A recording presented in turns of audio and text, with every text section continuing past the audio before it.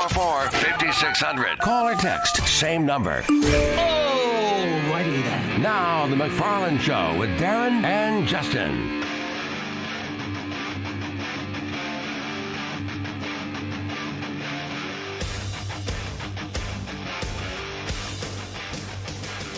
And a good Thursday afternoon to you. And yes, it is time for the McFarland Show on this rainy, icky Thursday. Hope everybody's having a good day.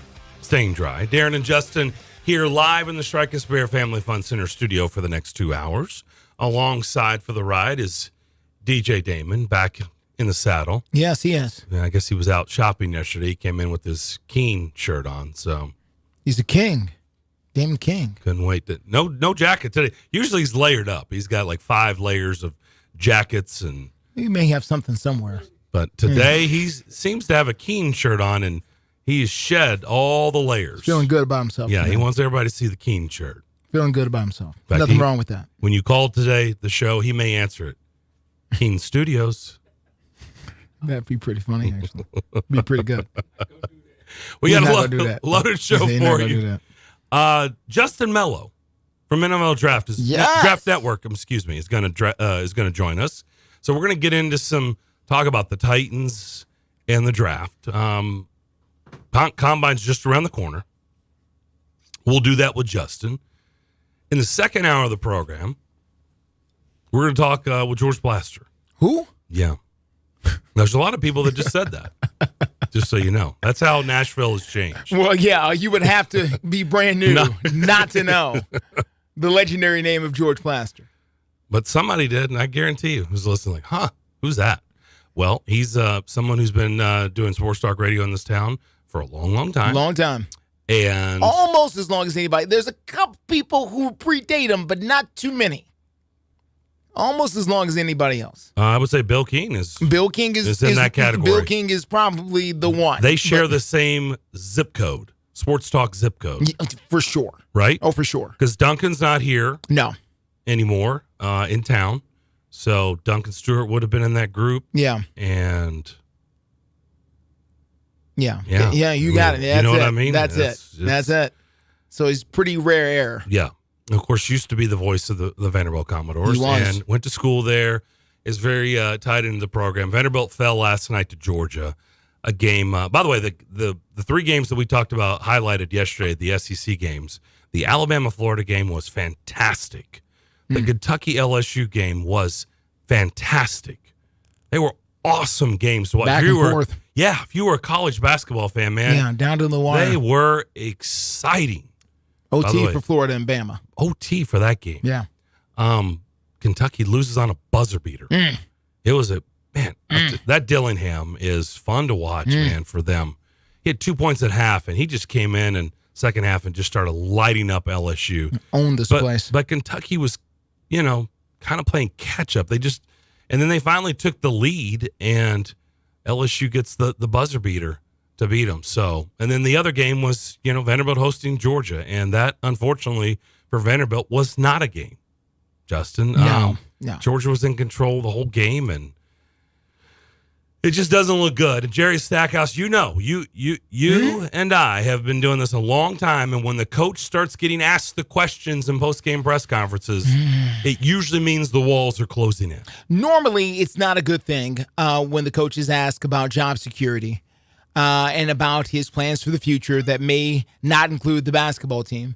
And we have now reached that level with Jerry Stackhouse now, where he's starting to get the questions, because I think people are starting to see the smoke and starting to read the smoke signals in the air that things could be coming to an end over on West End for Jerry Stackhouse, which, again, no tears. Jerry Stackhouse has made tens of millions of dollars in the NBA as a basketball player, and will go on and be just fine if something happens to him over at Vanderbilt. But certainly it's uncomfortable when things like this start to happen and the losing continues down the stretch. Here's a little bit of his presser last night after the loss to Georgia. So we've been doing a lot of good things, trying to trend in the right direction, and I know it's a lot of noise out there, a lot of things, but one thing I can say, no weapons formed against me shall prosper. You know what I'm saying? Because I got faith with the man upstairs that he put me in this position for a reason, and everything that I'm going through right now, with this team and off the court, it's ordained, and it's stuff that's going to make me better, and I really feel about that. I hate that some of the narrative that keeps coming back, deals with a tweet or something from 21. I mean, if I could take it back, I wish I would. But at that point in time, that's how I felt, and that's how I addressed it. But at the same time, there was 12 disciples, right? And there's only one of them was a Judas. There's a lot of people pulling for me. There's a lot of people pulling for our team. And I just try to think about those people and make sure that I continue to do my job and focus on these guys and helping them get better, and then I'll live with the result from there. I've got one question about that, and listen, there's a lot there. But my question is this: are there people who are cheering for Jerry Stackhouse to fail? Were there people when he got here that thought, this is bad, no, and I want Jerry Stackhouse to fail? Not in my opinion. So, because I didn't get that sense, but I was like, maybe it was out here. I didn't talk to those people. And I just didn't know, because from that sentence there, it makes it sound like there are people who, were out to get him, essentially. And I think there are people who are unhappy with the results now at this particular juncture. But I'm not sure that was the case from early on, where you had people, out to get you and, were conspiring against you in this basketball program. I never got that sense. I got the sense that everybody wanted Jerry Stackhouse and Vanderbilt basketball, especially in this city, to succeed. Now, are there people who are not fans right now? Yes, but that's largely based on the results on the court, especially this year. And to be honest, he got snubbed a little bit last year, and there were things he could have done last year in the early games that would have prevented that, but it didn't happen. So there are people who are upset at the committee and people who are upset with Jerry Stackhouse for some of the early losses last year that left them without an invitation to the big dance last year. But I just, there's a lot of people pulling for Vanderbilt and a lot of people pulling for them. Yes, but the insinuation that, there's always a Judas. Well, who is trying to portray you, bruh? This is, the scoreboard, if anything, has been the biggest portrayer. So I just, the results are what the results are. I didn't know that he was as spiritual as he sounded just then. Well, who knows about that? Listen, I'm not gonna. What I'm not gonna do is question. Isn't it amazing how that can bring out things like that? Damon, don't do that. What I'm not gonna do is question his source of strength in this time in which he's going through something. So if he wants to quote scripture, that's fine with me. And that's true. I think what stands out to me, because there's several layers in my mind. One, I think the problem that I've had with Coach Stackhouse in this whole, when things in the rough times, in the choppy waters, it does seem like he likes to deflect a lot. He doesn't seem to want to take ownership. Like, when he talks about teams are just way better than him or way better than his team. And programs. We're losing we're losing his and this and that. And a lot of, he even, by the way, it wasn't in that clip, but he talked about our net, and I've heard people talking more about the net. Well, it's like, well, Jerry, get with the times, man. This is what committees do. They look at net, they look at rankings and KenPom, and they do all these formulations and analytics and all this stuff, right? And he's just like, basically, well, I don't remember anybody talking about that before. And it's like, yeah, no, Jerry, they were talking about that before. I think it comes off to me a lot of look over here and not here. And it's like, that's not going to win you over with anybody. It's just not. Like, at some point, you got to take ownership, man. You're the head coach. Well, why are they leaving? Well, why is it your team? Why is there a huge gap between you and somebody else? Yeah. Why isn't anybody showing up? By the way, did it sound like he's self-reflecting on some of the things he's done on social media? Maybe regrets? Yes. He said himself, if he could take it back, he would. Oh, so we're thinking about that now? We're thinking about the way he's acted on social media? I think he's thinking about it because people brought it up to him, though. Right. Again, things he did. Yeah. Nobody forced him to do that. No.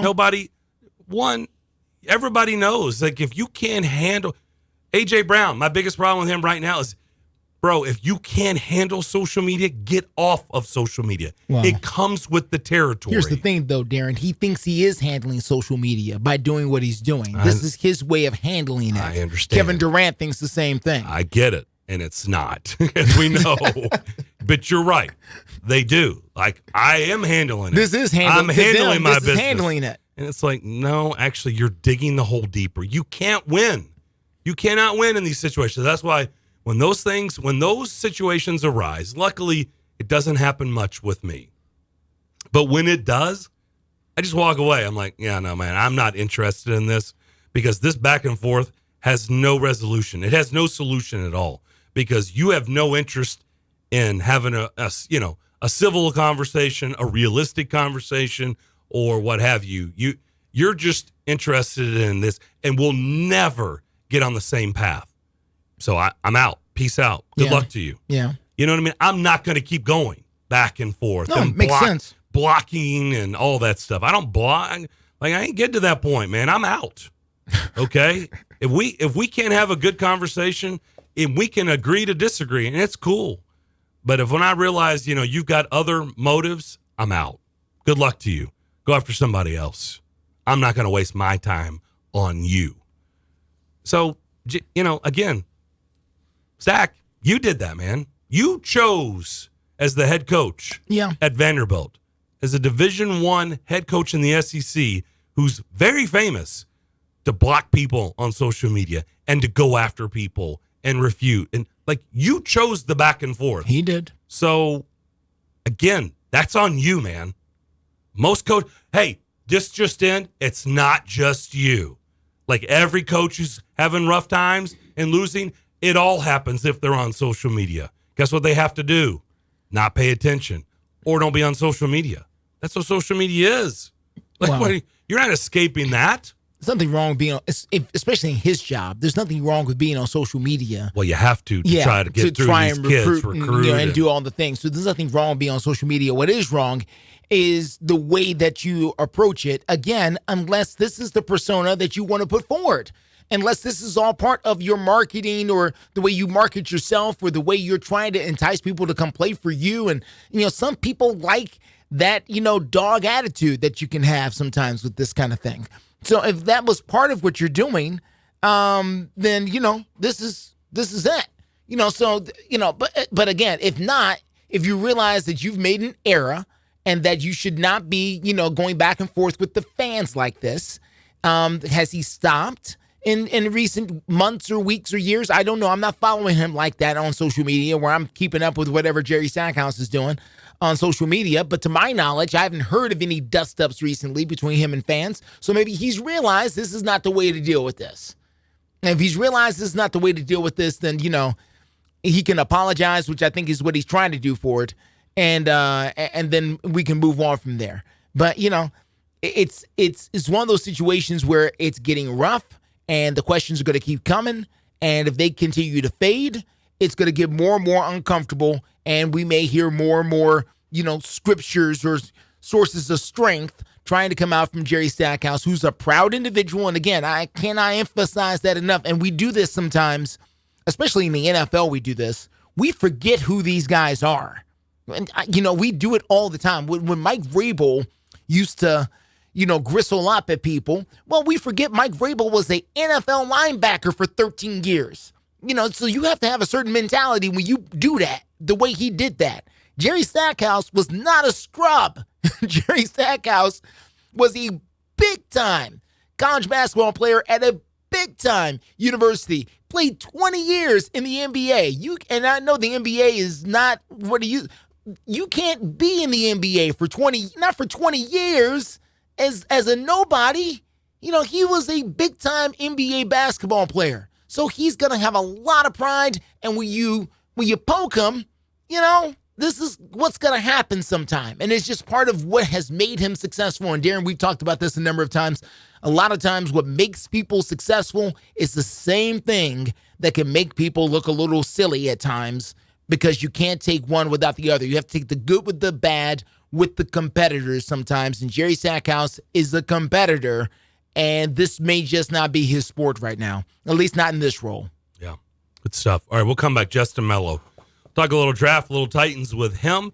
Draft Network. We'll do that next here on the McFarland Show, WNSR. You enjoy the thrill of gambling, but what happens when it becomes a problem? Whether you want to cut back or quit gambling altogether, the Gambling Clinic has been helping people change their gambling for over 2 decades. We're here to help, not to judge. The Gambling Clinic is a Tennessee-based clinic offering in-person and telehealth support to help people win back their life. Visit us at thegamblingclinic.com. This project is funded by the Tennessee Department of Mental Health and Substance Abuse Services. We all hear the radio ads about the IRS. They tell you to be afraid, to be scared, and they try to frighten you into calling. I'm not here to do that. Tax Relief Advocates is different. TRA is here to tell you that if you owe money to the IRS, whether it's $5,000, $50,000, or $500,000, we have a solution. It doesn't matter if you're sitting in your car, at work, or with your kids. No matter where you are, call now. 800-617-0239. Don't lose hope. TRA can eliminate or reduce what you owe to the IRS. There is zero risk to you. If we can't reduce your tax debt, then you pay nothing. Our passion is taxes and helping individuals fix their IRS problems. We have a 5-star rating on Google and Yelp and an A+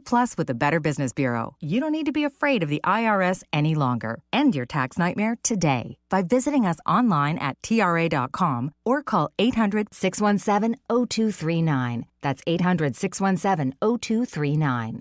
Tax Relief Advocates. Real solutions for real people. Some days I cover up because of my moderate to severe plaque psoriasis. Now I'm hitting the road with clearer skin thanks to Skyrizi, Risankizumab Riza, a prescription-only 150 milligram injection for adults who are candidates for systemic or phototherapy. With Skyrizi, 3 out of 4 people achieved 90% clearer skin at 4 months. And Skyrizi is just 4 doses a year after 2 starter doses. Don't use if allergic to Skyrizi. Serious allergic reactions and an increased risk of infections or a lower ability to fight them may occur. Before treatment, your doctor should check for infection and tuberculosis. Tell your doctor if you have an infection or symptoms such as fever, sweats, chills, muscle aches, or cough, or if you plan to or recently received a vaccine. Thanks to Skyrizi, there's nothing on my skin, and that means everything. Ask your doctor today about Skyrizi, the #1 dermatologist prescribed biologic in psoriasis, and visit skyrizi.com or call 1-866-SKY-RIZZI to learn more.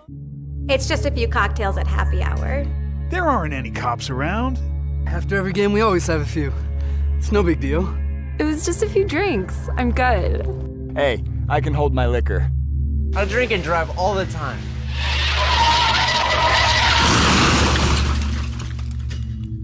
If you put away some drinks, put away your keys. Fans don't let fans drive drunk.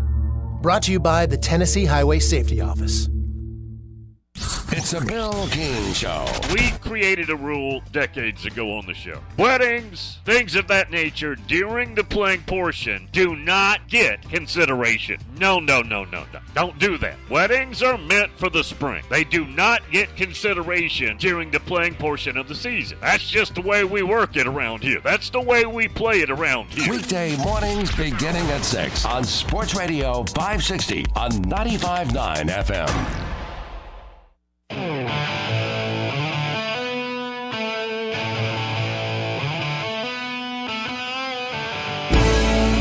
You're listening to The McFarland Show live on WNSR Nashville Sports Radio. It's true. We're indoors today. Thank goodness. We're live in the Strikers Bear Family Fun Center studio. Careful out there. It's kind of a icky day. Darren and Justin here with you. We're going to bring in another Justin to the show. Justin Mello joins us at JustinM_NFL on Twitter or X, however you call it these days. He's with the Draft Network, and he now joins us. Justin, how we doing?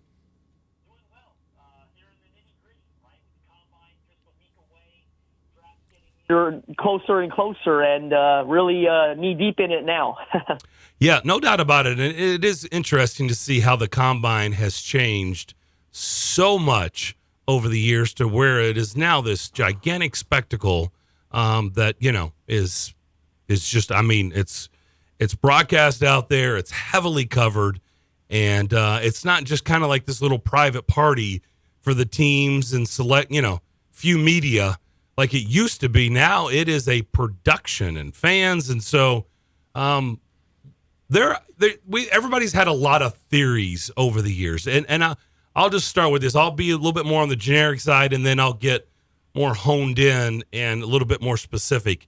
If you could change one thing, you as someone who's covering these prospects and who's going to get drafted to the next level and how they're going to compute to the next level, if you were to make a tweak to the combine, what would Justin Mello do? Well, look, I get it from a business perspective. I'm going to talk from an analytical standpoint. Okay. I'm not in it to make money, right, in terms of the combine. And I thought when they moved a lot of the drills to prime time, that ended up making for really long days, right? Guys are running a 40-yard dash at 7 p.m., 8 p.m. I heard from agents, throughout that process that they're still doing team meetings at 11 p.m. You're running past midnight in some situations, and they've been up since 5, 6 in the morning. So I feel like the production value of it's become a bit more of a spectacle than maybe necessary. But hey, money talks, right? It's all about the bottom line at the end of the day, and it's certainly, making it the production that they've made it in recent years has certainly helped increase the revenue brought in from the event. I'd like to see them run in pads because that's realistic. What about, what say you? The underwear Olympics, right? Yes, right. We've come to know that term over the years, which it's true. You're just doing stuff you're never going to do at the next level. So why not try to at least make it a little bit more realistic? Well, I wonder what kind of pushback you'd get from the players and agents. I'm telling you, it's changing every year, and it'll be curious to see how it continues to evolve over these next couple of years. If you pay really close attention, every year it feels like these guys are doing less and less. Mm-hmm. And I understand it. They're starting to realize, it's not just about, they're not buying it's a privilege. It's also a privilege for the teams, right, to have a chance to essentially hire these kids on, 4-year cost-controlled deals and get some really good rookies, right, on their team. So it goes both ways. And now here's one thing I don't know if everyone's aware of now. The Big 12 is hosting a pro day this year. Mm-hmm.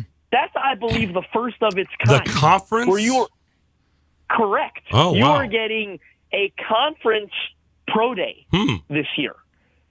I know a couple guys that are going down there. You watch how that's going to change the landscape of the pre-draft process a couple of years from now. Because if the Big 12's doing it, you think it's stopping there? Right. Where are they holding that? I believe it's down in Texas, if my memory serves Dallas, me correctly. My guess, probably Dallas. Could be in Frisco. They just had the Shrine Bowl out there. So a couple of great options. Huh. Oh, yeah. No, I was unaware of that. And if that's the case, then, yeah, I'm sure.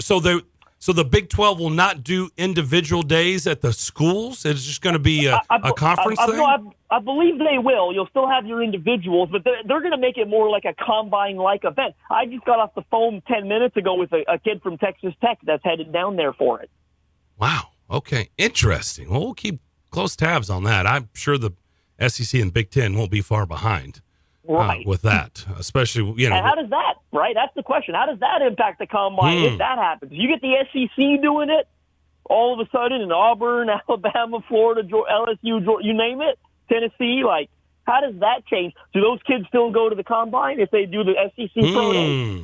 Right? That's the question you start getting into. Right. So if you're going to have your school is still going to do an individual day, and now your conference is going to do a big to-do of it, you're bringing up an interesting dilemma that a lot of these guys, they may just be talking to their agent and their friends and family, whatever, and say, look, I'm not doing all the above. Something's got to go away. And if something's going to go away, let's be honest, right? What are you familiar with? Your school and your conference or Indianapolis? It's the one that's not as controlled of an environment. Exactly. There you for go. You. It's that's the right. one where the testing numbers aren't typically as good as they are at your pro day, right? Yeah.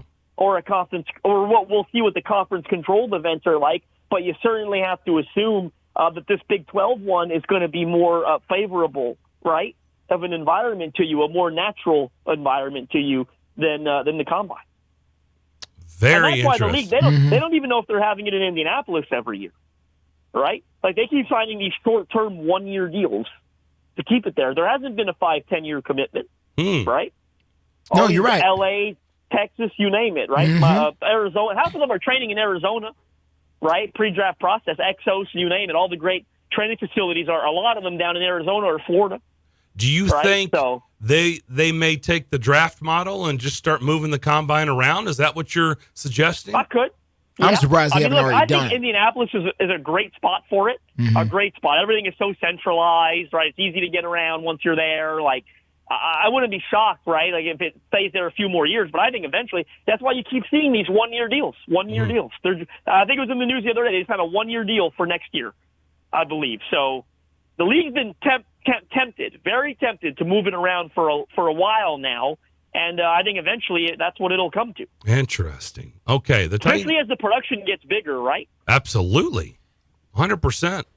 Yeah, no, I look, we all know that the draft being moved around has been a gigantic success for the league.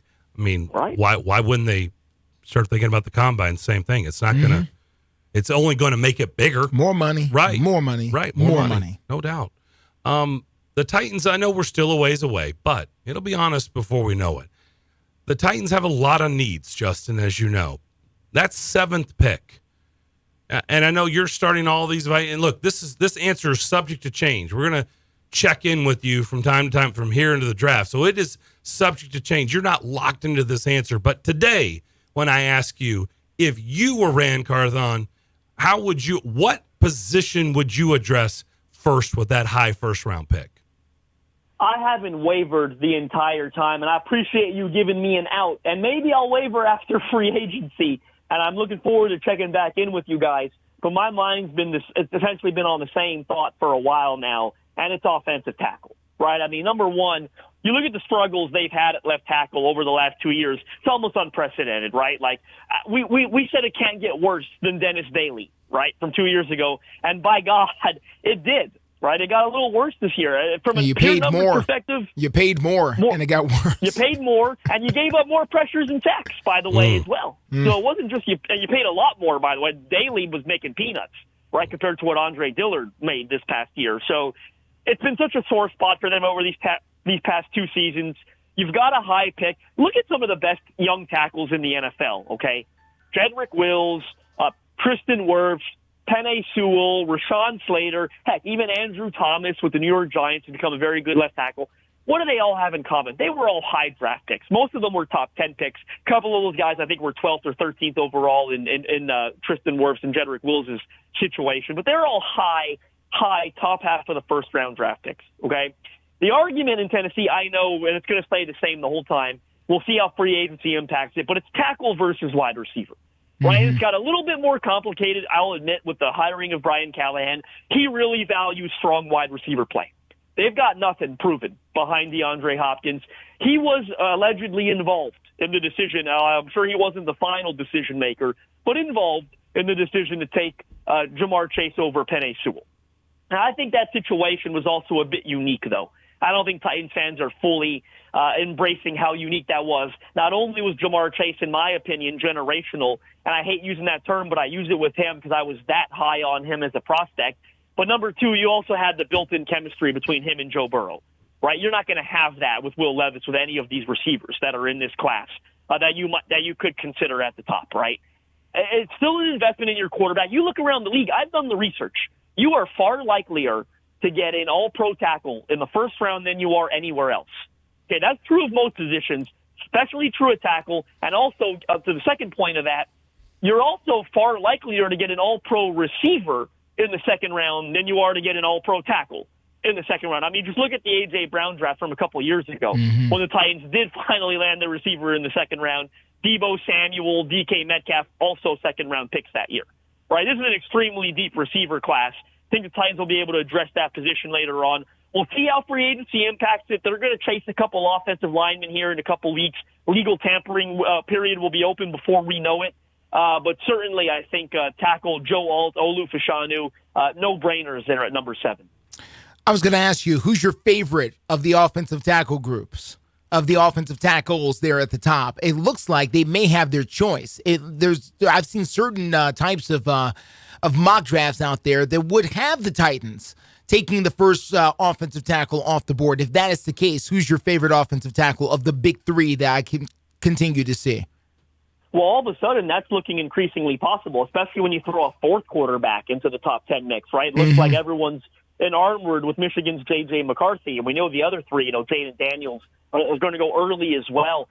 It's interesting. They're different prospects in interesting ways. I think Olu Fashanu, and this is rare for tackle prospects at this point, he's an outstanding pass blocker, okay? Outstanding. I mean, easy, light on his feet, better pass protector than he is run blocker. And that's what's a little rare at this point, especially, an offense like Penn State tends to be a bit run heavier over the years, but he's really good in pass rush. He's just an athletic freak. He's a natural.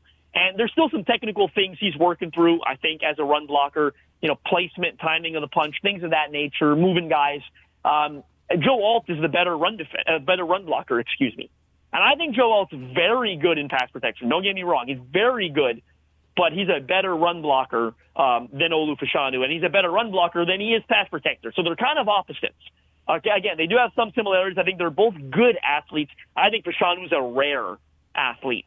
But Joe Alt is far more technically advanced, far more a finished product, or closer to being a finished product than Olu Fashanu is. When I think of his qualities, and I think of how advanced he is, and I think of Bill Callahan coaching this offensive line now, and I think of what you got at left guard and Peter Skoronski, even though he was switching positions, a guy that I thought was very, very clean from a technical aspect coming into last year's draft. I see Joe Alt as the better overall fit when I think of all those things. I know they're going to change the offense. They're going to be pass happier, as they should be. But I think of having a reliable left side, a dominant left side that can help you in the run game specifically. Remember the old run left hat Mike Vrabel used to wear? Yeah. I think if you draft Joe Alt, even with Brian Callahan as your head coach, there's a chance it could make a comeback. So let me get your opinion on this. Fashanu is listed, and this is from CBS Sports, draft, just their lineup here. Fashanu is listed as 6'6", 317. Joe Alt is listed as 6'7", 322. J.C. Latham from Alabama, 6'6", 360. 360. Okay? So I'm not blind. I see it here. What is the difference here? And I know the difference is 40 pounds and 45 pounds here. But for J.C. Latham to be at 360, is he overweight, undervalued? Like, are we just not seeing the big picture? I mean, 45 pounds is nothing to sneeze at. No, it's not. And I imagine at the combine, he'll drop some of that. He'll probably clock in 345, to run a little faster than what he'd run at 360. I'll say the biggest difference, and it's a bit of an easy one, he's a right tackle, right? I think those two guys we're talking about are left tackles. I got you. And look, Titans got need at both positions. Yeah. Okay, who's to say they can't sign a left tackle in free agency? Jonah Williams, a lot of familiarity with Brian Callahan. Last 5, they spent their whole careers together in Cincinnati, actually. I think that was the first year Callahan was the OC, was Williams' first year as a tackle. Okay, he's a free agent. Cincinnati's not bringing him back. Can't afford to bring him back, okay? I think he's a better right tackle than he is left, but he's played both. Who's to say you can't sign Jonah Williams and then draft a right tackle? It is one of many potential outcomes and scenarios, right, that we can play around with. I'll say this about JC. He's got and this is not going to shock you when you've seen the weight. I watched a lot of tape. He's got the best grip strength of any tackle in this class. He is an absolute mauler, road grading right tackle. And Titans fans are going to cover their ears when I say this, but he is what Isaiah Wilson was supposed to be. Mercy. Okay, when they drafted Isaiah Wilson, look, if it wasn't for all the off-field stuff, he was a 360-pound right tackle. Right, an easy mover on his feet. If he had it between the ears, he could have been a very good right tackle. Right, and that's what I think J.C. Latham is. He's more of a finished product than Wilson was. I wasn't a big fan of Wilson, and I didn't even know about the off-field stuff. But J.C. is a plug-and-play right tackle, in my opinion. It's almost as valuable as left tackles are nowadays. Yeah. Not a whole lot of difference. Defenses are smarter than they used to be. The left tackle's still the blind side, but guess what? You got a weakness at right tackle. You know where TJ Watt is lining up. You know where Myles Garrett's lining up. They no longer only line up over left tackles, right, the way they used to 15, 20 years ago. Yeah. So you need to have a good right tackle, too. And JC's one hell of a right tackle, and I think it's within the realm of possibility. But I would think with the struggles that they've had at left tackle, that's probably I think you sign Jonah Williams, a guy like that, you play him on the right, and then you draft a guy like Alter Fashanu and play him on the left. Is there any way you would draft Brock Bowers at number 7? Not for this team, no. I don't think I would. I mean, look, every situation is different, but I think the conversation with a tight end is a fair one from a premium positional versatility, positional value conversation. I think that's a fair conversation to have. I hate to do it to them, but I get it. I mean, you look at how we feel about Kyle Pitts in Atlanta now. Falcons probably would want a do-over, right, at number 4 overall. I love Brock Bowers, game changer, elite athlete, nothing bad to say about the player or the skill set. But I also look at, you look at the offense Callahan ran in Cincinnati, and he's adaptable. So part of this may be they had 3 really good receivers, and they never had a dominant tight end, but it was never a focal point of the offense, right? They never made it a big deal to go get one, and they've had different starters, I think, 3 years in a row at tight end. The Bengals have. Some of that's salary cap that they had. This year, I think it was Irv Smith. They whiffed big time. It was Hayden Hurst the year before, had a good year. I think the year before that was C.J. Uzomah, who ended up cashing in free agency. But I look at the way they've used tight ends in Cincinnati. I don't think there's a big role for it here. And I think an underrated part of this conversation, and Rand Carthon was the GM last year, so we can talk about it. Do you, 2 top 11 picks, okay, in back-to-back years? You really want to come out of that with a guard and a tight end, perhaps 2 of the most non-premium positions you put on a football field. In all honesty, this team needs young talent at premium positions. They've got almost none of it right now, right, at premium position. They don't have one at receiver. They don't have one at corner. They don't really have a young one, per se, at edge. Running back, you can say Tajay Spears, but again, we'd argue the premium position thing. It's Will Levis, essentially, and no one else.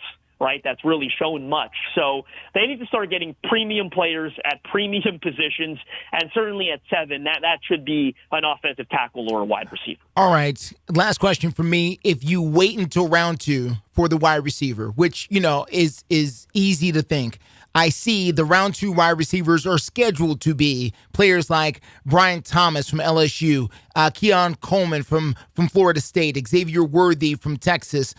Who's the round 2 guy if you're going wide receiver for the Titans, if you're waiting until, 38? If you're waiting until 38 for the Titans. Well, there's a couple of them, and I think that's precisely why they should wait until 38. I think they're going to, in fact, call me crazy, I think they're going to have a chance to move down from that pick. They don't have a lot of picks after that one. They don't have their 3rd rounder as a result of the Will Levis trade up last year. I think they can move down from that pick. You don't got to move down far, 45, 46, 7, 8 picks, get a 3rd rounder that you don't currently have, and still get a plug-and-play receiver. That's how deep it is. Some of those guys you mentioned, with all due respect, I know you're pulling from CBS. They're not going to make it into the 2nd round. Brian Thomas Jr. might not get out of the top 20, top 25. I mean, talk about a guy that, wait till we see this kid throughout this process, led the nation in touchdowns last year, more than 1,000 yards, 6'2", 6'3", big-bodied, vertical playmaker. He's going early. So are you saying 5, 6, I'm sorry, I hate to interrupt you, Justin. Are you saying 5, 6 guys could be going then in wide receiver in the 1st round then in this draft? Yeah, I think, you probably got 3 in the top 10, right? So after that, it's not going to be none of them. I think you're going to get 1 or 2 others, certainly, or at least 2. And but there's that many of them that at 38. I don't think Keon Coleman gets there from Florida. I'm not sold that he's a 1st round pick, but I think he probably goes in either the back end of the 1st or the first few picks of the 2nd. One guy that's not you didn't mention there, that if I had my pick of the litter, my realistic pick of the litter, would be Texas's Adonai Mitchell. Okay, this is a guy that is exactly what they need. He's a big boundary playmaker. 6'4", and he's got 196. vertical ability as well. Yeah. 6'4", 196. Yeah, vertical ability as well. Put up huge numbers this year, breakout year for the Longhorns, and he wasn't a focal point of the offense either, right? He's sharing the ball with Xavier Worthy, with Jatavion Sanders, with Jonathan Brooks. Like, they spread it around because they had so many weapons at every position. There's Jordan Whittington was a senior receiver that they, had, I think, 400 or 500 receiving yards. A.D. Mitchell would be my choice if he's there. But there are going to be others. Troy Franklin from Oregon is a great one. Xavier Legette from South Carolina is one that I think, had a little bit of first-round buzz, but he's not going there. Certainly doesn't look like he's getting in there. So Xavier Worthy, who you did mention, that's a guy, that would typically scare me a little in most draft years because there's been a couple of drop issues. He's not the biggest guy. He's a smaller guy. But then I think about Perry. He's probably the fastest receiver in this class, pure natural speed. Probably the biggest vertical playmaking threat in this class, okay? When I think of pairing that with Will Levis's affinity for the deep ball, and I think of pairing that as a complement to what DeAndre Hopkins does for you underneath. I know Hopkins won a couple times for them vertically, but he does most of his damage underneath, especially with his advancing age now at this point. He's better within that, 8 to 15-yard range. Well, Xavier Worthy can take the top off 25, 30 yards down the field easy, right, or more. So I think there's going to be a ton of receivers available to the Titans at 38 overall, or even if through a trade-down scenario that can help them right away. Fascinating stuff, Justin. I wish we had more time, but you know what? We'll do it again. This was really good. Great stuff, sir. Yeah, appreciate the visit. Making me rethink the whole thing. Thank you. We can't get enough of this talk. So thanks for doing this, and we'll talk soon. Pleasure's all mine. You know where to find me, guys. We can do some free agency stuff as well if you need. I'm no one-trick pony. We'll talk free agency when the time comes. We're on the radio. We have our hands raised. Yes, we're in. Thank you, Justin. Justin Mello at JustinM_NFL. On X or Twitter, whatever the heck you call it, the Draft Network. Really, really good stuff there. We're wide open the rest of the hour if you want to get involved. 615-844-5600. 615-844-5600 is the phone line and the text line. More of the McFarland Show next here on WNSR. Looking for something to take your mind off this traffic? How about a true story of instant success? Did you hear about the two friends who went grocery shopping in Ashland City and picked up everything on their list plus $75,000? Or the one where a truck driver made a last-minute stop off Interstate 40 and drove off with a cool $1 million? All their lives changed in an instant, and yours could too. So stop by your local retailer for your chance with instant games from the Tennessee Lottery. Game-changing, life-changing fun. Please play responsibly. A friend of mine just bought a new house for the first time. A new house. I mean, my wife and I'd love to own a house. So I asked him how he did it. And he smiled and he said he went to the knowledge tree. He had this happy look on his face. So I told him to tell me more. And he said, John, the lack of knowledge will keep you poor. Then he handed me a brochure. It was from Knowledge Tree Mortgage. Now I understood. And after one phone call, I understood even more. Knowledge Tree Mortgage specializes in first-time home buyers. Folks like me who get the runaround from banks, and he got us pre-qualified. Knowledge Tree Mortgage got us our mortgage. And tomorrow, my wife and I are going to become first-time home buyers. Here's the number, 859-9599. 859-9599. Money doesn't grow on trees. Knowledge does. Knowledge Tree Mortgage, 859-9599. 859-9599. Wesley Financial Group is not a law firm. This story is called The Ugly Truth About Timeshare. If you think you've done your family a favor by buying a timeshare, you need my help. Hello, I'm Chuck McDowell, CEO and founder of Wesley Financial Group. 10 years ago, I started helping folks cancel their timeshare. And in the process, started what's now called the timeshare cancellation industry. Timeshare is the only thing that you can buy that you can't tell me how much it's going to cost or when it's going to end. When you buy a timeshare, you give them a blank check to fill out any amount they want for annual maintenance and assessment fees. The crazy thing is, this never ends. Even when you die, your family's now going to be stuck with this burden. Stop the insanity today. Call my office now. If we take you as a client, I guarantee we'll cancel your timeshare or you'll pay nothing. Call for your free information kit. 800-462-3333. That's 800-462-3333. 800-462-3333. It's the McFarland Show with Darren McFarland and Fox 17's Justin McFarland. Maybe it's a overreaction on Monday, but I'm going to, moving forward, for me, pump the brakes a little bit on Kyle Shanahan. He's got to do it to be included as he's one of the best coaches in the NFL. Now, right now, I would say Andy Reid is one of the best coaches in the NFL, and he's one of the best coaches of all time. The McFarland Show with Darren and Justin on Nashville Sports Radio WN. Five-state forecast. Your exclusive National Sports Radio WNSR Sky Scan forecast. Today we'll have mostly cloudy skies. Showers become likely, maybe a thunderstorm, the high 68 degrees. Cloud showers and a thunderstorm tonight, clearing toward daybreak, low 44. Sunny Friday, high 60. Utilizing the resources of the Littlebug Network on National Sports Radio, I'm WNSR's meteorologist, Jim Rinaldi. Sports Radio WNSR.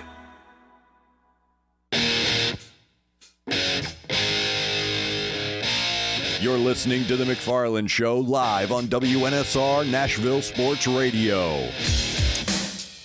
I know there were a lot of AT&T outages all over the country this morning. That's correct. But I think everything has been fixed. That's the word. We're good on our end. If you want to give us a call, 615-844-5600. Don't forget, you can watch the show every day. Also on Facebook, YouTube, Twitter, and Twitch. And on our YouTube page, you can interact with us. Just type in WNSR Live, one word in the search, and it'll take you straight to our page. And you can do like what Eric in Columbia has been doing. By the way, his vote is Marvin Harrison Jr. He says he's a generational talent. He is. He is. And not going to be there. But I'm going to agree with Justin. I just think we have seen receivers go. You don't have to get that star receiver high. And I know we can state those examples, but we can also state for every one of those examples guys that are really, really good that were taken second round and further down. Amon St. Brown for Detroit was taken, the fourth round? Yeah, fourth round. Fourth round. Yeah. And by the way, there's those stories all over the league. There are. The arguably best receiver in the history of this franchise was a fifth round. What was he? He's fourth round. Fourth round guy. Derek Mason was fourth round. From a school not known for throwing the ball a whole lot at that.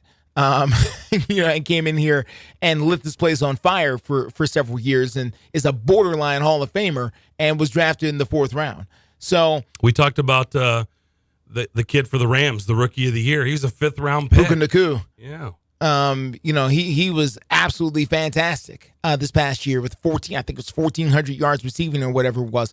He was absolutely wonderful. And you don't have to go that high, especially in this draft and with as big of a need. This team cannot go another year trying to figure out what they're doing at tackle. They've got to get it solved. I agree. They got to get it solved. You got to lock down the next Brad Hopkins, the next Michael Roos. Yeah. The next Taylor Lewan. You got to find him. And they needed more, honestly, they needed probably 2 or 3 more years out of Lewan. But his body kept breaking down. They did. He made his money, and so he just said, the heck with it. But you need those types. That they need one of those guys where you're just going to plug and play for a decade. Yeah. And he's going to be your stopgap. He is going to be your protector on the left side. And it sounds like between the kid from Penn State and the kid from Notre Dame, one of those guys, you would think is the plug-and-play guy. You're Joe Thomas. You're a guy that you're going to plug in who I know. But the guy you're going to draft, start him, and just let it ride for the next 10 years. Or Tunsil. Yeah, the guy you're going to draft, sit him there, and let him be him for the next 10 years. You're going to give him the rookie deal, then you're going to give him a second-year deal, or then you're going to give him probably a third-year deal and hope that he lasts as long as you need him to. That's what you hope. The guy that was in Philadelphia forever at left tackle. Like that. I mean, you definitely got more than a decade out of him. The Peters. Yes. Jason Peters. Is that right? Jason Peters? I'm drawing a blank. I can see the Peters. I think it is Jason Peters. I think it's Jason Peters. As a matter of fact, he played forever. Teams were still trying to sign him. I know. To play spot duty. Isn't he pushing 40? 41. Yeah. And, I know the Bears and the Cowboys, I think, were trying to sign him just for spot duty. Deebo Samuel was a second-round pick. Do you remember where he went to school? No. South Carolina, and by the way, this is the reason I'm bringing it up. Yeah. How many good receivers have come out of? Do we ever call South Carolina wide receiver U? No, we don't. Should. We don't. Well, we don't call them wide receiver U because we don't call them quarterback U.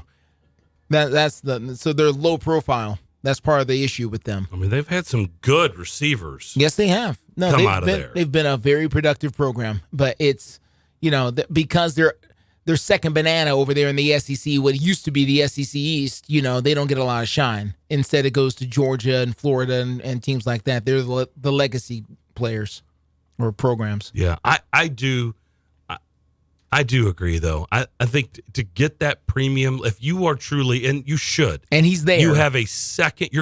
He's going into a second year. Quarterback Will Levis. Mm-hmm. You need the future at that left side. And look, if Skoronski can get better at left guard, right, and keep progressing, if you can lock down that left side for a long time with Skoronski and the left tackle of the future, what a luxury that would be. That would be. Now you can really start building the team because your foundation is more solid. That's right. All right, we'll take our final break, come back, and wrap up the first hour of the McFarland Show next. When was the last time you did something fun with family, friends, coworkers, and clients? What if I told you about a place under one roof that offers affordable entertainment for all ages? That's what you'll find at Strike and Spare Family Fun Centers in Donaldson, Hermitage, Tusculum, Hendersonville, and Murfreesboro with bowling, games, food, drink, and entertainment for all ages. Enjoy an enhanced experience in Hendersonville or Murfreesboro where they feature additional fun with bumper cars, laser tag, roller skating, and more. All locations are open 7 days a week, including holidays. Visit online at strikeandspare.com. Strike and Spare, where fun is bowling. Your brain is an amazing thing, but as you get older, it naturally begins to change, causing a lack of sharpness or even trouble with recall. Thankfully, the breakthrough in Prevagen helps your brain and actually improves memory. The secret is an ingredient originally discovered in jellyfish. Based on a clinical study of subgroups of individuals who are cognitively normal or mildly impaired, Prevagen has been shown to improve memory. A Pharmacy Times national survey of pharmacists rated Prevagen the #1 pharmacist-recommended memory support brand for the 5th year in a row. You can find it in the vitamin aisle in stores everywhere without a prescription. Help your memory. Try Prevagen today. Prevagen. Healthier brain, better life. This product is not intended to diagnose, treat, cure, or prevent any disease. Gas, groceries, utilities, you name it, the price of everything is going up, and if you're stuck in a bad timeshare with rising maintenance fees, the financial burden can be crushing. It is time to get your finances in order and get the real facts about that timeshare that you are stuck in and your options to get rid of it. Chuck McDowell, founder of Wesley Financial Group, has been helping families out of horrible timeshares for over 10 years and has put together a complete timeshare exit information kit that he will send you absolutely free. To date, over 30,000 families have trusted Wesley Financial Group to help them out of financial hardship by getting them out of bad timeshares. Get the facts about how the timeshare industry works and your options for cancellation. Simply call Wesley now for your free timeshare exit kit and see how you can become timeshare free. Call 800-462-3333. That's 800-462-3333. Once again, 800-462-3333. Buyandtow.com. Get cash for junk cars. You have a vehicle that's become a problem? You can get cash in your hand today and your vehicle hauled away. They'll buy your vehicle no matter the condition, in your driveway, at your mechanic shop, or even on the side of the road. You can call them at 615-480-6473 or visit buyandtow.com. Get cash in your hand today and your vehicle hauled away. 615-480-6473. Buyandtow.com. That's buyandtow.com. Are you ready for some March Madness? Then don't miss out on any of the action at the High Valley Conference Basketball Championship presented by United Fidelity as the return to the Ford Center downtown Evansville for March 6th through the 9th as the first entries into the men's and women's NCAA basketball tournaments are crowned. All session tickets and single game tickets are now on sale through each OVC school's ticket office, Ticketmaster, and the Ford Center box office. Visit ovcsports.com/Evansville for more details and be there to OVC it in person. Honest opinions, genuine conversations. The McFarland Show.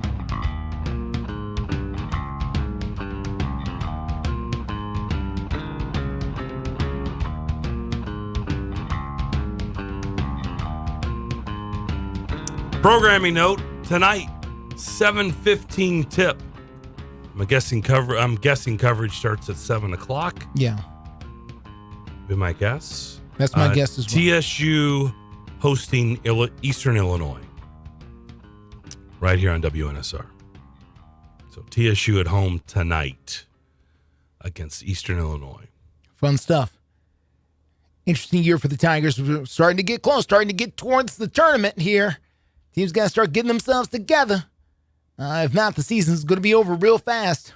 This tournament gets here. Yeah, we talked to Steve Lehman yesterday. Remember, he was in Iowa. Belmont fell to Drake last night. Oh, they fell to Drake. I didn't see that. Okay. Yeah. They fell to Drake. Mm-hmm. Oh, lost by double digits. Okay. Yeah, some work to do there with that. Well, Missouri Valley's tough. It's a tough league. It's a different world than where you come from. Was that the singer Drake? No, it was not the singer Drake. No. Okay. No, different Drake. He's got a new album out. I just wondered that's who they played. No, this Drake is in Des Moines, Iowa. That's the singer Drake is not in Des Moines. He's not in Des Moines, Iowa. If you want to, but yeah, why don't you buzz yourself? The singer Drake is not in Des Moines. I knew you missed it yesterday. We did. We did not have the buzzer yesterday. I can't say that I missed it. I think we were all right. No, it was fun. It was fun on Tuesday. There's time and place for it. Time and place for it. We're going to come back. A familiar voice in this town. Mm-hmm. Plasmo. You do it better than I now, can. Hold on a second, guys. Listen here, McFarlands. We're going to talk to him about Vanderbilt basketball and the state of the program right now. Jerry Stackhouse is starting to get asked the question and now starting to address it in post-game press conferences, which that's never a good sign. We'll come back. We'll kick things off with Plasmo. For the second hour of the McFarland Show, that's next here on WNSR.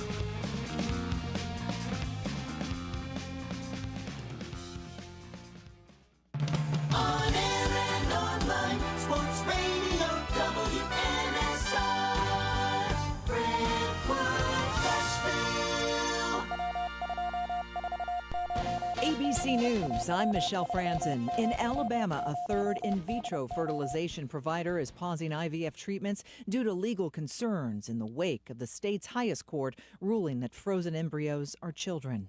The judge in the civil fraud trial against Donald Trump's family businesses has rejected a request to delay payment of the fine. Having already ruled that Trump committed fraud and having ordered him to pay $355 million plus interest, Judge Arthur Engoron now flatly rejects Trump's request for a delay of that judgment. In an email he sent late this morning, Engoron told Trump's lawyers they have failed to explain, much less justify, any basis for a stay.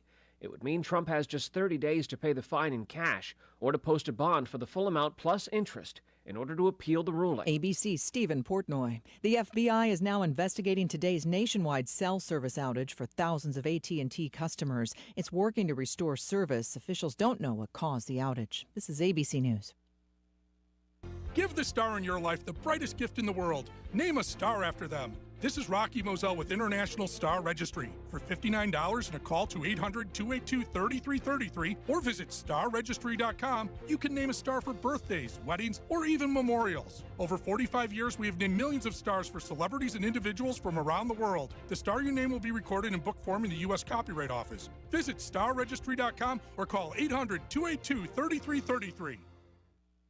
Offer not valid in all states or where prohibited by law. Loans are subject to lender approval. See website for details. Honey, the credit card bill came, and we're maxed out. Maxed out cards, rent is due. We just need some extra cash to help us get by. Maybe we should go to 27cash.com. With our bad credit? 27cash.com is one of the largest personal loan networks. They can help people with any type of credit get up to $5,000, and cash can hit our bank account as soon as tomorrow. When you need extra cash, go to 27cash.com. That's 27cash.com. 27cash.com. WNSR, Nashville Sports Radio.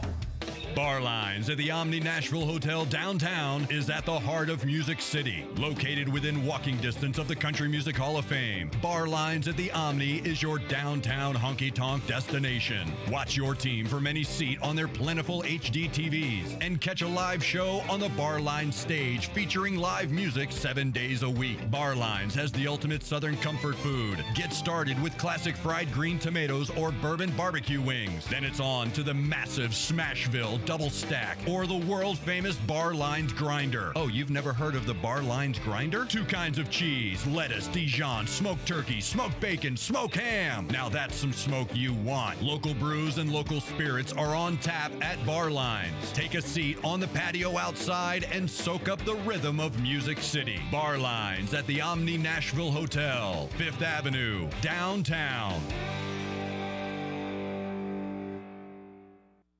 Listen, you can't handle the truth. It's about to go off. Live from the WNSR Strike and Spare Studios. Just a bit outside. Now back to the McFarland Show with Darren McFarland and Fox 17's Justin McFarland. Show me the money! Call or text now. We'd love to hear your thoughts. Call us or send us a text on the WNSR text line. 615-844-5600. 615-844-5600. Call or text. Same number. Alrighty then. Now, the McFarland Show with Darren and Justin.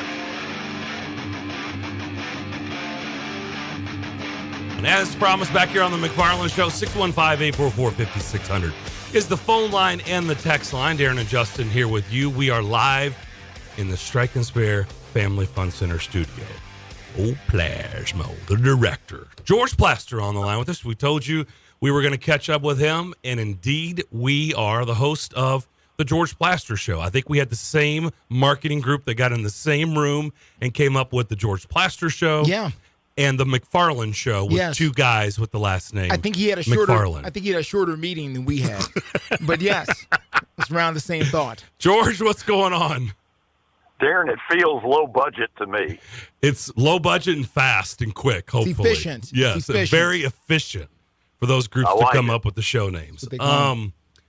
Efficient is probably not how you would describe Vanderbilt basketball these days. For somebody who has been on the call of their games, who's somebody who went to that school, who's somebody who has followed that program very, very closely for decade upon decade upon decade. Speaking of, the last decade has not been too kind to Vanderbilt basketball. Just out of curiosity, George, how do you feel right now? And this is going to be 7 years in a row this team has not made the NCAA tournament. And quite honestly, most of those 7 years, they haven't even been close. Darren, I'm going to answer it less as a journalist and more as a person who's been very close with it, who has a bunch of friends that, built the program. I'm pissed. There's no excuse for what's going on. When I walk in that gym on game night, it breaks my heart to see it, and I wish it bothered Jerry Stackhouse, but I don't see any evidence of that. Well, this is another topic that we have discussed over the years. It's a dicey one. It's a tough one, and you kind of have to massage it, and unless you truly know, you are getting it from inside the walls, and you really know, it's a hard one, I understand, but Vince Ferrara came on Monday's show, and Vince. Vince is a very positive, upbeat guy. He's going to err on the side of caution. He's a glasses half full type of guy, but he's a very knowledgeable guy as well. And I flat out asked him about the team that he sat courtside and watched on Saturday night against the Vols and said, what are your impressions? He said it looked and felt like a team that couldn't wait for the game to get over. If I said that or you said that, people probably wouldn't bat an eye. But when Vince said it, I got to be honest, I perked up. And then they played a home game last night against Georgia, and again, the same feeling came up of, do they just want this season to be over? How do you feel when you sit and you watch this Vanderbilt team up close and personal? Well, as a broadcaster, I went through this one time in the 80s. And, there's no doubt that there's a lot of talk about spring break.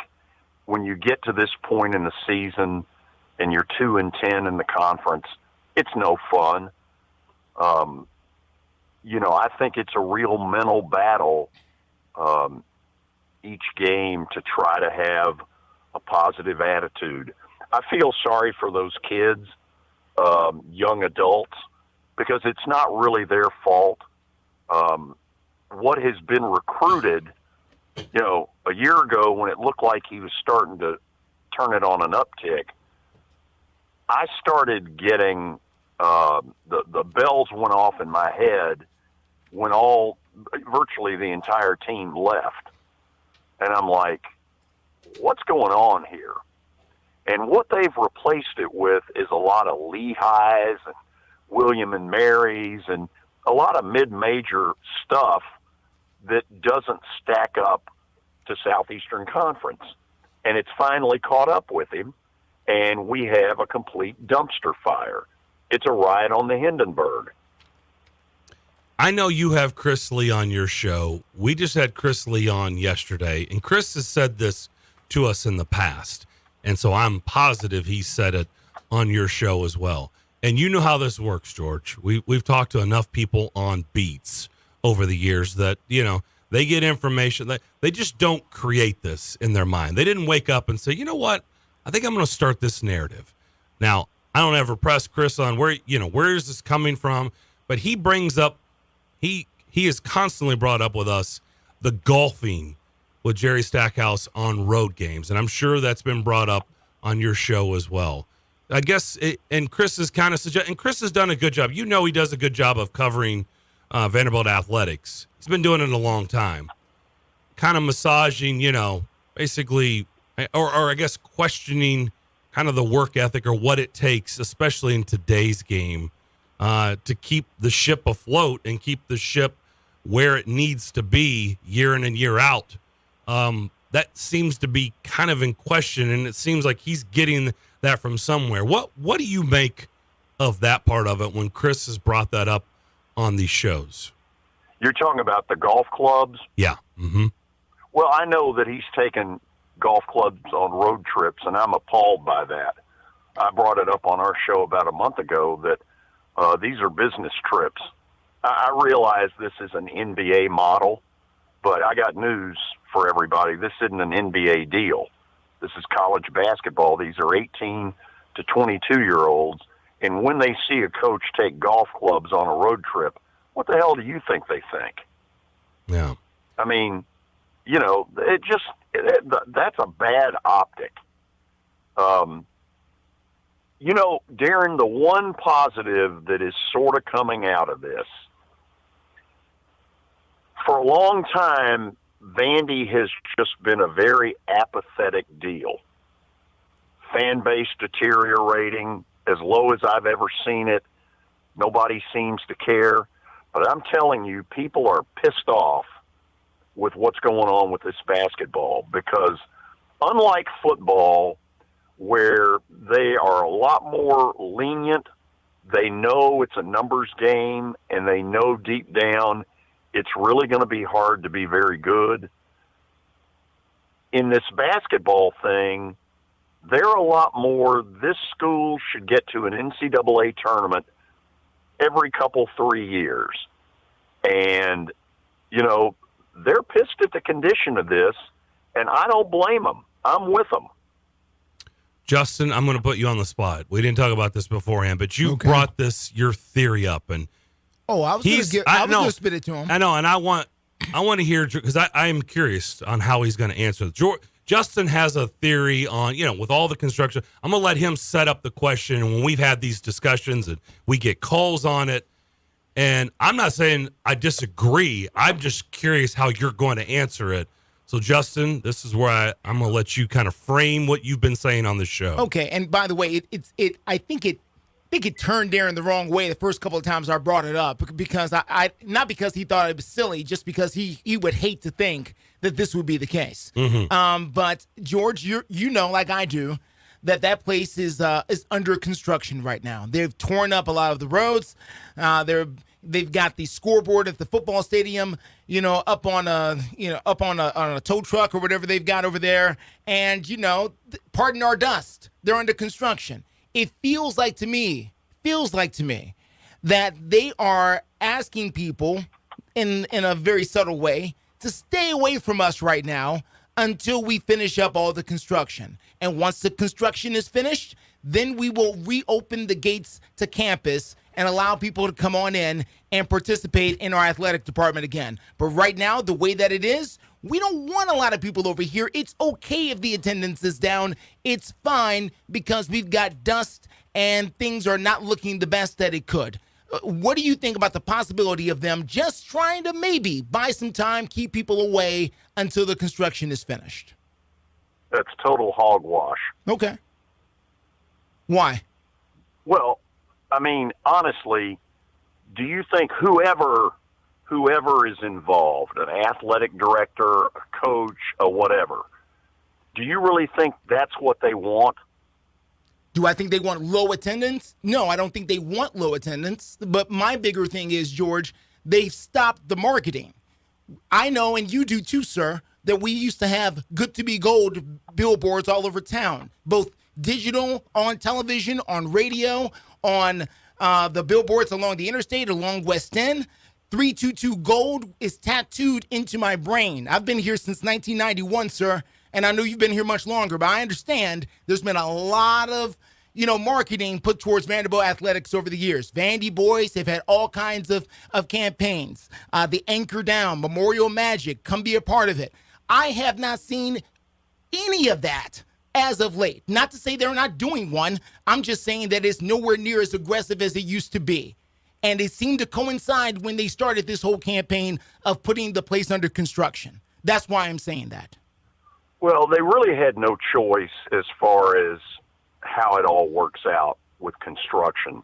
I don't pretend to know all the obstacles they have with it. But marketing or not marketing, you can't market this year's basketball. It's unmarketable. It's virtually unwatchable. The reason people aren't going is not because of problems in getting there. There's no reason to. They suck. All right. Let me ask you this then, George. Who's next then? They've tried a lot of different things over there. You've tried the NBA model here with the NBA coach, a coach with some name recognition. Everybody knew who Jerry Stackhouse was the minute he stepped on campus. And that hasn't worked out. Do you go the assistant route where you go find, my idea is go find an assistant at another academic school that does well, an assistant at Duke, an assistant somewhere else that has an academic background that does what Vanderbilt wants to do, at least we think they want to do, and bring them along and make them the head coach. Other people say, no, you need to go find a smaller school guy, somebody who's got head coach experience at a smaller school and is ready to come up to the next level. What would you like to see as far as what's next for Vanderbilt basketball?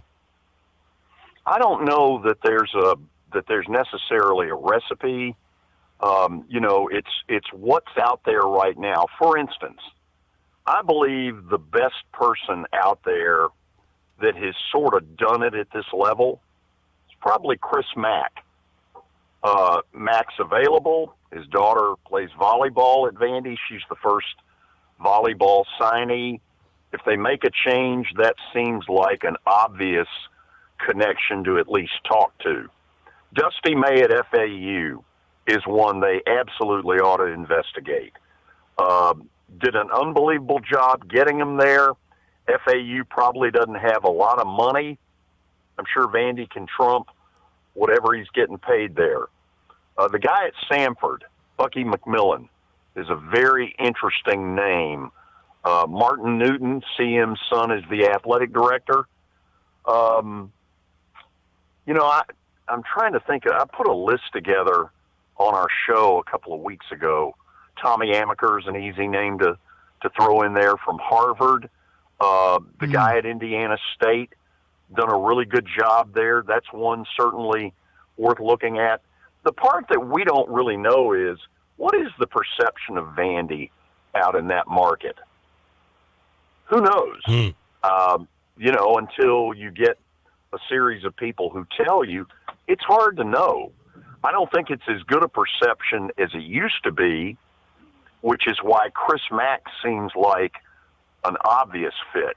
Needs a job, now wants to get back in, took Xavier to 9 NCAA tournaments in 12 years. Whatever model they go to, their dadgum well better be some really good recruiting skill, because that's what this is going to take. George, you mentioned the fact that you walked in the gym and it broke your heart with what you saw as far as the attendance and I'm sure the energy and all of that, and the thing that we have come to know as Memorial Magic. And back when the place was packed and there was literally electricity in the air just driving past the place. I remember that vividly. Now, it's nowhere near what it used to be. The question for me is, sir, can it ever be that again, or has Nashville as a market moved on from the point where Vanderbilt is no longer the only game in town? You do have an NHL team here. You do have MLS soccer in town. You do have other things to do than going to West End. Can it go back to the Memorial Magic days where the place was packed on a night-in, night-out basis? Is that audience still here that craves that kind of SEC basketball? It's a really good question. At the end of last season, it was surprising when they took off, when Stackhouse looked like he was turning the corner. They had 2 games near the end that really were close to sellouts. And I remember thinking, oh, my God, this is what I grew up in. And it's been so long since I'd seen it that I'd forgotten what it looked like. It's a really good question. But, you may have to market it as sort of a, hey, for those of you who can't afford Preds or Titans or whatever, we're going to price it in a way that you can afford, and the product we put out there is going to be good enough. You're going to want to be there. Winning is still the best promotion. Mm-hmm. Mm-hmm. All right, last thing. I know you got to get to a show, and let's end with this. Someone that you have known a long time, dear friend. I saw the news after our show yesterday, and I was floored. Eli Gold is not – there is not going to be Nick Saban on the sidelines next year, and there's not going to be Eli Gold in the booth calling Alabama football. That comes off to me really strange and really weird, and that's going to be really strange and even more weird when we get close to football season. Can you believe that is the case? Darren, I'm totally disgusted. I've known for about a month that this was coming, and I'm not going to get into any of the particulars on it other than to say this is dead wrong, and Alabama needs to look in the mirror and say, is this how we want to handle somebody who has been our best goodwill ambassador, maybe not to Saban's level or whatever, but, the announcer is the conduit to the fans, and Eli has been an incredible conduit, incredibly popular. I'm surprised that the story going into yesterday's announcement was as underreported as it was. As a broadcaster, I'm really disgusted. I don't think we've heard the last of this. I think it will grow. One, I think probably a lot of people are still recovering from the shock, right? That, wow, because I don't think there's a lot of people. I don't know the percentages that would be as privy as you of giving the heads up a month ago that this could be a reality. I think there's a good portion of their fan base and people who aren't Alabama fans that just know exactly what you said, Eli Gold's work, that are probably still looking around today going, did I really read that? Did I make that up? Did I dream that? Is that really true? I don't think it's a story that's going to be underreported when it's all said and done, but still, I can't believe it. And we're still less than 24 hours removed from that news. George, good stuff as always. Appreciate it. Thank you, sir. Have a great show, and we'll talk soon. Hey, enjoyed talking to both of you. Hey, Justin. Yes, sir. Let's you and I work on that theory some.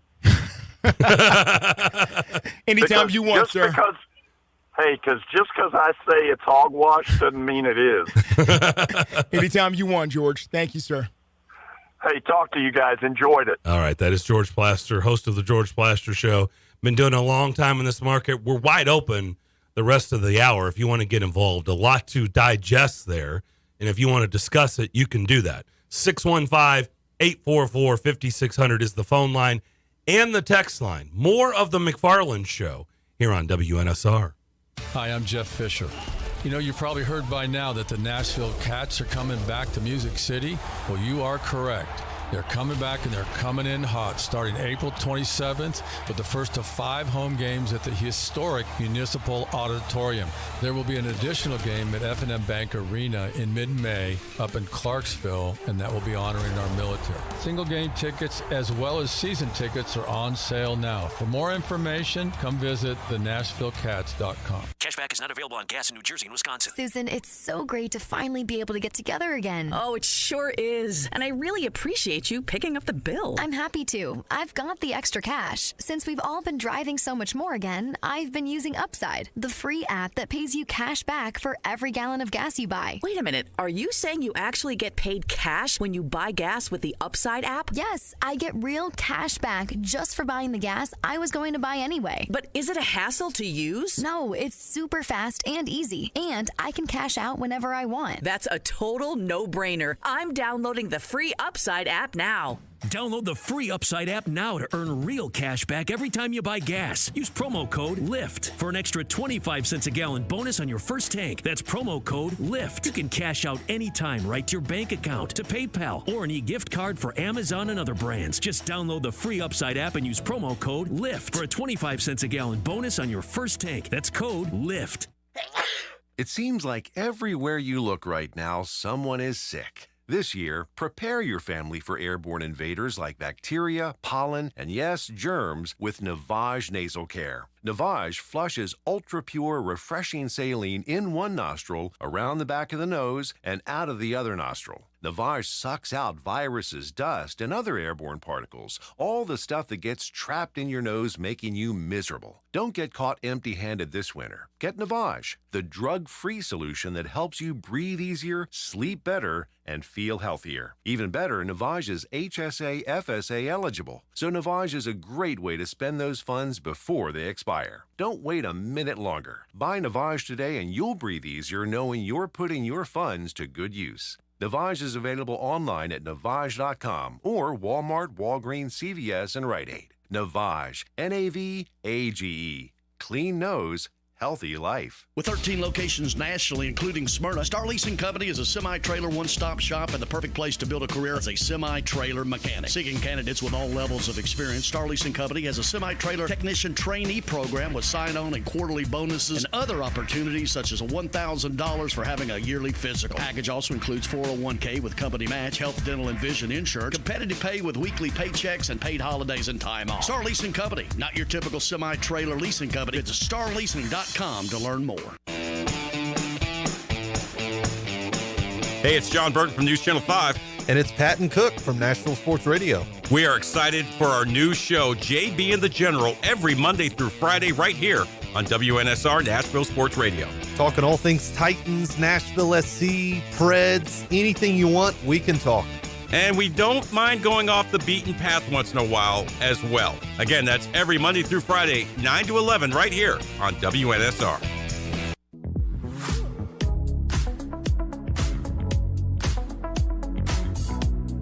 Text the Strike and Spare studio now at 615-844-5600. You're listening to The McFarland Show with Darren McFarland and Fox 17's Justin McFarland. Rolling along on this Thursday afternoon, 615-844-5600 is the phone line and the text line. Darren and Justin live here in the Strike and Spare Family Fun Center studio. DJ Damon is alongside for the ride, and we've got loaded lines. So let's just get to it. Eric is up first. Eric, what's up? Hey, guys. First of all, I just want to say it's always nice to hear George on the airwaves. Guys. Now, hold on a second, Eric. Now, hold on. I'm sorry. Go ahead.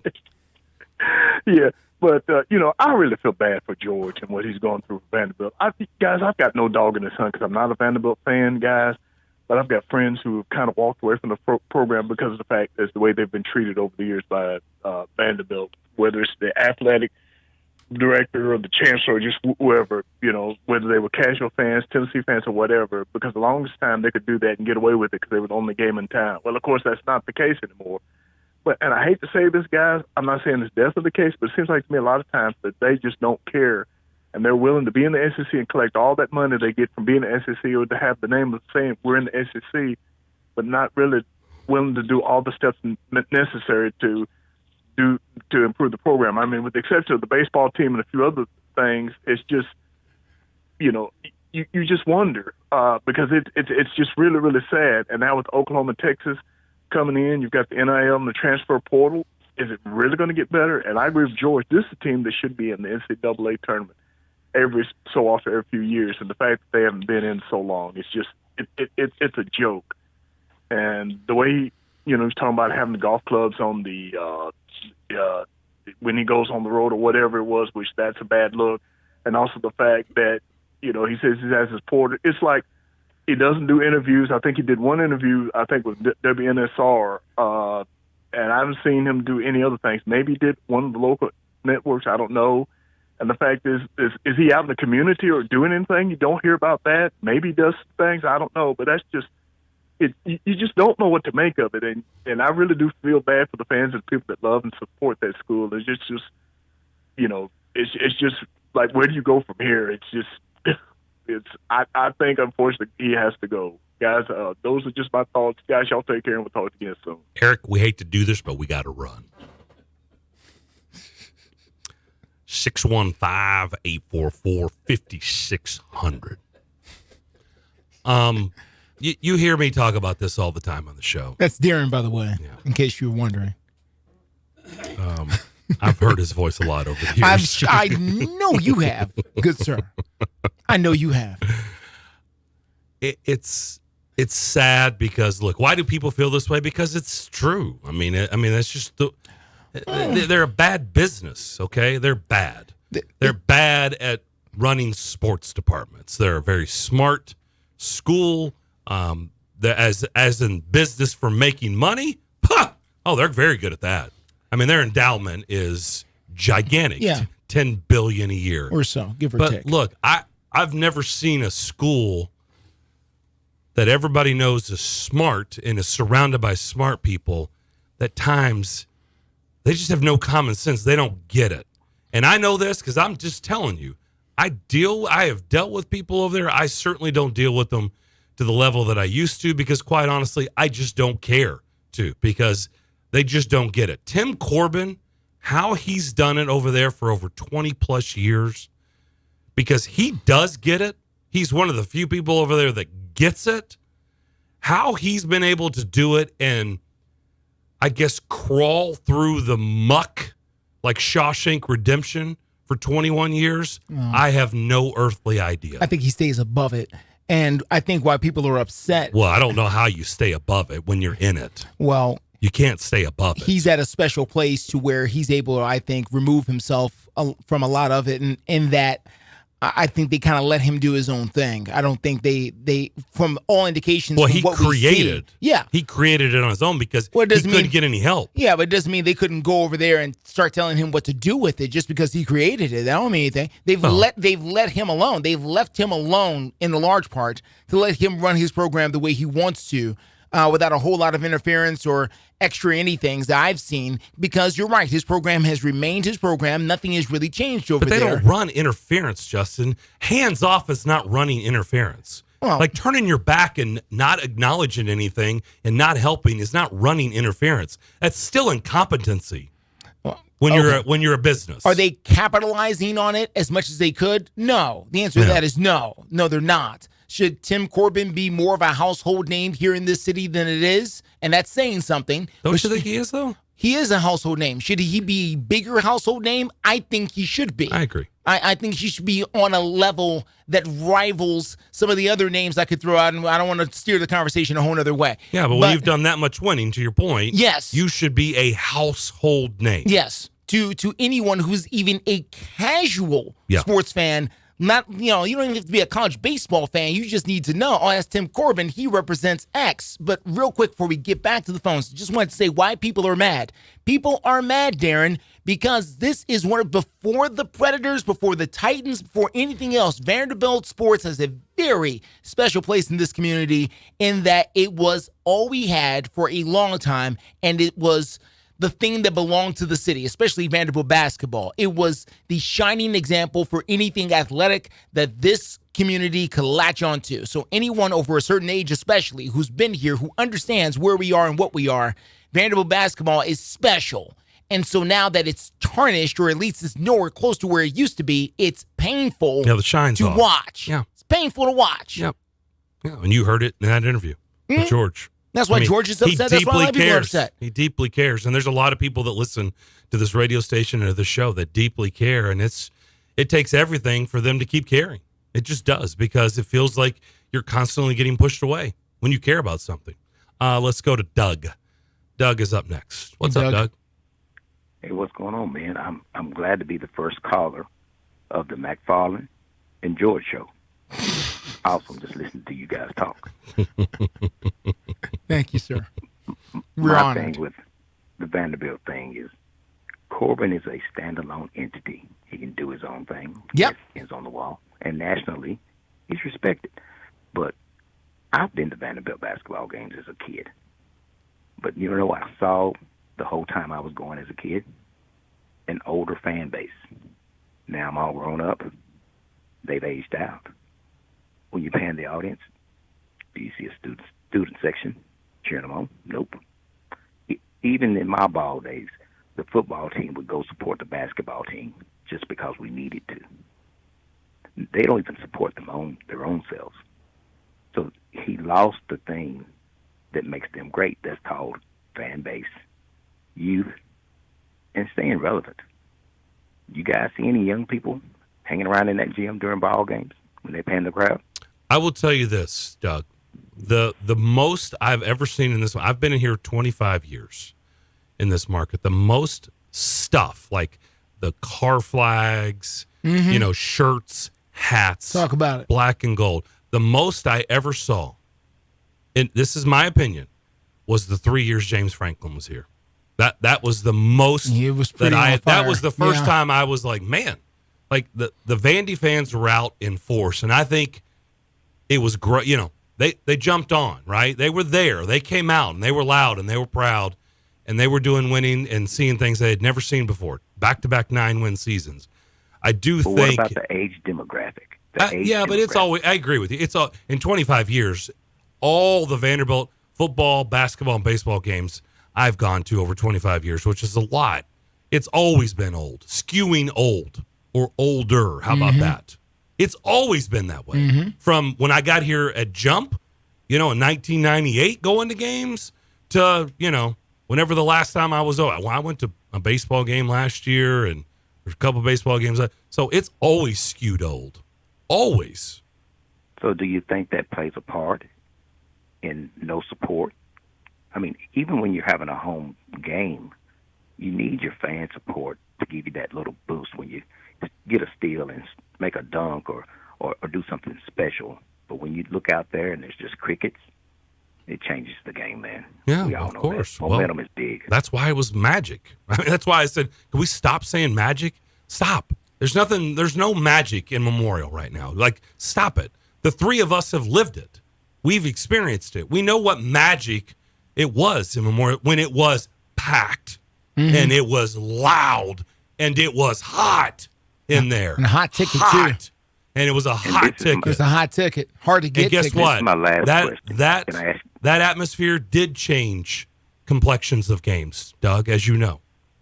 Let me ask you this last question. I'll hang up. Count how many coaches they've had and when it started dwindling. I'll hang up and listen.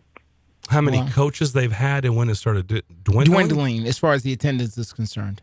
And by the way, I think there were moments on Derek Mason's watch that it was I would excitable. agree. Very. There were moments. Yeah. I know it didn't end well, but there were definitely moments, especially early on. And what he beat Tennessee? 3 times? 3 times, I think. 3 out of 4 years 2. Or something.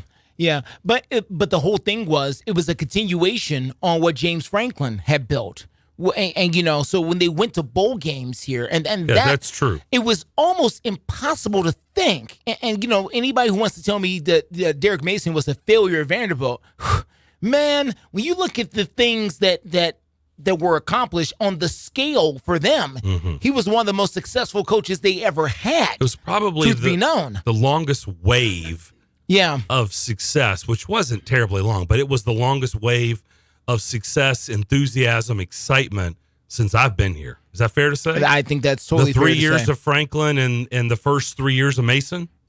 When you say that 6-year window? Yeah. And then some things happened, and then it turned another way, and then, the program was tarnished. Our first and then, 3 or 4 years, we'll say? Yeah. No, I would agree. And there were times, look, some people wanted Kevin Stallings run out on a rail. There was times on Kevin Stallings' watch, the enthusiasm was because they were winning. Well, they were the good. Expectations were high. And that's what got Kevin Stallings in trouble, is that the expectations were high and people thought that they should be better than what Kevin Stallings was getting them to.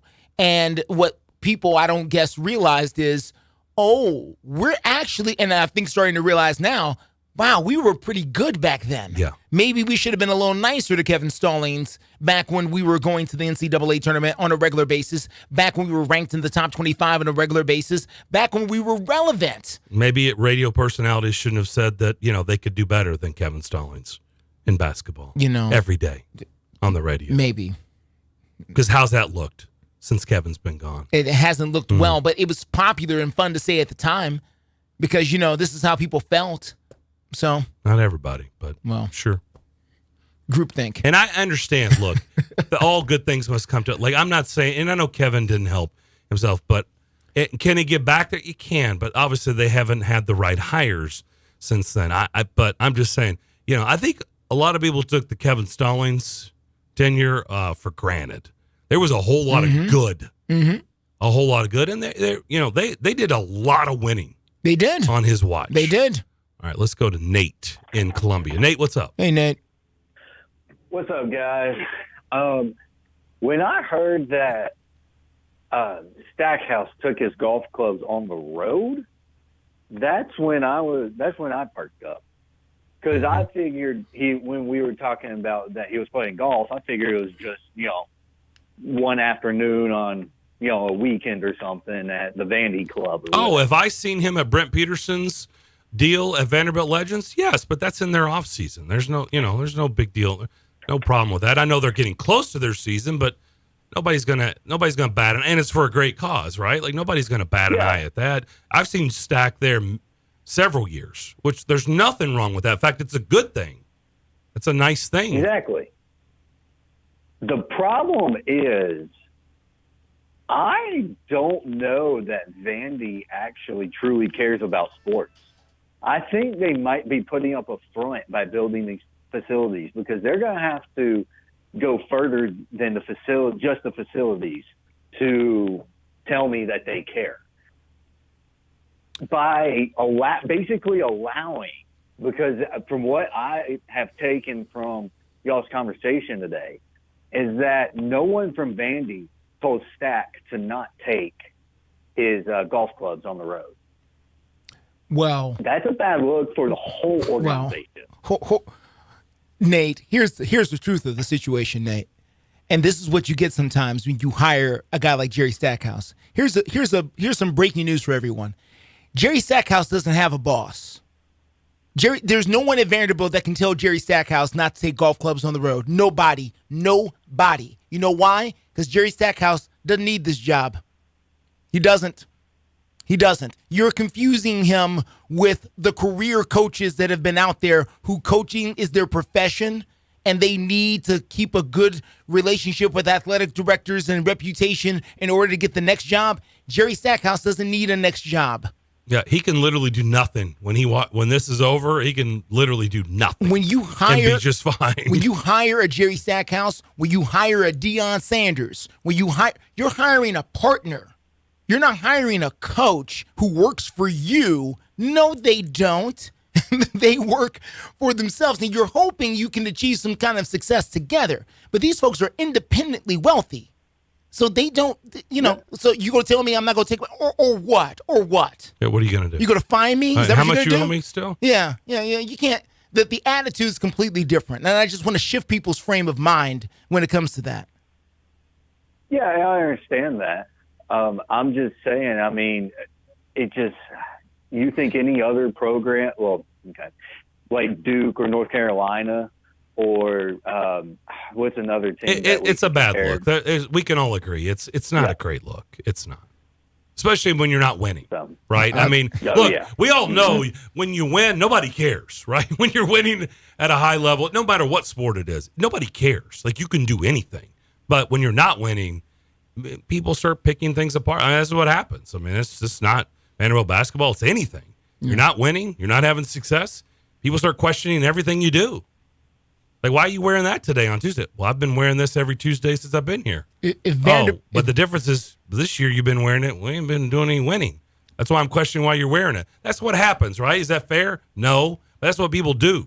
If Vanderbilt was 18-2 and number 2 in the country, nobody would give a damn. No one would care if Jerry Stackhouse took his golf clubs on the road. As a matter of fact, it'd be a cool thing to do. People would be retweeting it if you put pictures up on Twitter. I've heard callers. I've heard callers recently say that he needs to start wearing T-shirts and cargo shorts and flip-flops on the sidelines. He's dressing too nice. Well, whatever. I mean, that's fine. It's whatever. Y'all have a great day. Thank you, Nate. Appreciate it. Thank you, Nate. Bill, we'll get to you on the other side, but we must step aside for a couple minutes. We'll be right back. More of the McFarland Show here on WNSR. In a single moment, everything can change. When a player's sudden cardiac event brought a national football game to a halt, it shone a spotlight on the importance of CPR readiness. Now, with youth sports in full swing, the American Heart Association is rallying parents and coaches to be ready in an emergency. To be ready, learn hands-only CPR. It's a skill anyone can learn in minutes. Visit heart.org/hands-only-CPR and become a lifesaver today. Prescriptions require an online consultation with a healthcare provider who will determine if appropriate. Restrictions apply. See website for details and important safety information. Subscription required. Price varies based on product and subscription plan. Hey guys, did you know there's a generic form of Viagra that works just the same, but is 95% cheaper? And you can get it online? Just go to hims.com/joy. Through Hims, you'll get a free medical consultation, discreet shipping if prescribed, a 100% online process, and trusted generic alternatives to the name brands at up to 95% off. That's right, get generic for Viagra, the same active ingredient as brand name Viagra, but for 95% less. It's the same medication, still prescribed by a licensed medical provider, but with zero copay, no expensive appointments, and no awkward face-to-face conversations. To start your free online visit, you need to go to this exclusive address, hims.com/joy. That's hims.com/joy for your free online visit. hims.com/joy. Have you ever met a single person in your life that enjoys paying taxes? No, no one does. If you can't sleep at night because you have a huge problem with the IRS, I've got some free advice for you. This service is strictly limited to individuals that owe the IRS $10,000 or more in back taxes. And if you qualify, we can guarantee that you won't be writing a big fat check to the IRS, or our services cost you nothing. The first 100 people that call today will get a free tax consultation worth $500. Stop worrying about your IRS problem. We can help you, we promise. Call the tax doctor right now. I mean right now, to learn more. 800-649-0142. 800-649-0142. 800-649-0142. That's 800-649-0142. Oh, beautiful Gold Rush with your sparkling top prize. You surely are a sight for sore eyes. And jackpot slots with your chance of $75,000 winners. Oh, how I'd take you for a candlelight dinner. Sounds like people are really loving the new February instant games from the Tennessee Lottery. Play today for your chance to win up to $5 million, only from the Tennessee Lottery. Game-changing fun. Please play responsibly. It's a Bill King Show. Brad, when that news hit, how did you respond? What were your thoughts? I'm always thinking batting first, but from a historical aspect, there used to be debate as far as who the greatest is. It Bear Bryant? Is it Nick Saban? To me, it's Nick Saban, and I'm not a guy that lives in the moment. I just think Nick Saban is the greatest college football coach of all time. Weekday mornings beginning at 6 on Sports Radio 560 on 95.9 FM.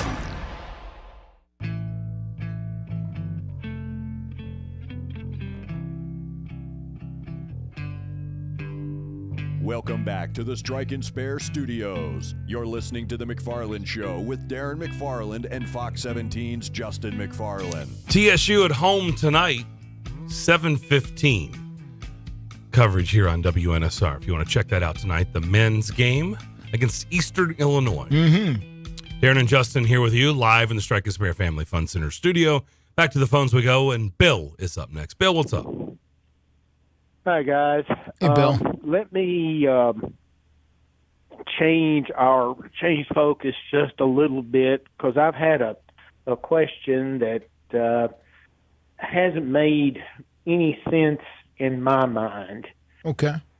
I've been listening to the talking heads that are out there talking the NFL, and all these talking heads are saying that the Chicago Bears, who had the number 1 overall pick, are going to draft Caleb Williams, and they're going to shift Justin Fields either to Atlanta or Pittsburgh as an outlier, and they're going to start all over again with a rookie quarterback. What I don't understand, and you guys can help me here, did not the folks in Chicago tell their head coach that you either fire some coaches on your staff or we fire you? I don't think he was given that ultimatum on that. Sure. I know a lot of people are questioning if he's going to be back. He's back. That is true. I don't know that the part is particulars. true. That part is true. Okay. Then, so you have Coach Eberflus, which makes McFarland look real good, by the way. And Justin Fields, who has a ton of talent, as we've seen. Why not stick with him and draft Marvin Harrison Jr. to work with him as your number 1 receiver in Chicago, instead of moving on from Justin Fields and basically starting back to square one? That is what I don't necessarily understand the thought process. Bill, here's what. Let me help you out with this, Bill. This is why. Justin Fields is 1 year away from having to either re-sign him for really big money, like the quarterback, like, the $200 million kind of money, or not. And so what the thought is, how much do we believe in Justin Fields? Do we believe Justin Fields is going to be our guy for the future, for like the real future? Like, are we willing to sign him to a long-term contract where we're willing to pay him $160 million or $170 million over the next 4 years? If we don't believe in him that much, if we think he's just okay, then we might as well reset the rookie clock by drafting Caleb Williams and moving Justin Fields on, because it's not going to cost us as much. That's why the decision around this seems to be so heavy right now. It's not about Justin Fields per se. It's about where they are in his contract and the decision that they have to make, which is going to determine what else they can do with the rest of their roster, because as you know, Bill, the salary cap is real. So if they sign Justin Fields for a lot of money, that's going to be a lot less money that they're able to use to rebuild the rest of the team. You understand what I'm saying? So basically follow the money. Follow the money. Well, it's a big component of it. It's not the whole thing, but it's a big component. In other words, they don't believe that he's worthy of the next contract. They're thinking of contract. I don't think we want to stick with this. Not for as much money as they're going to have to spend. Because next year's year 4 for him. Yeah. Right. And quite honestly, look, we don't follow the Bears like we do, the Titans in the AFC South.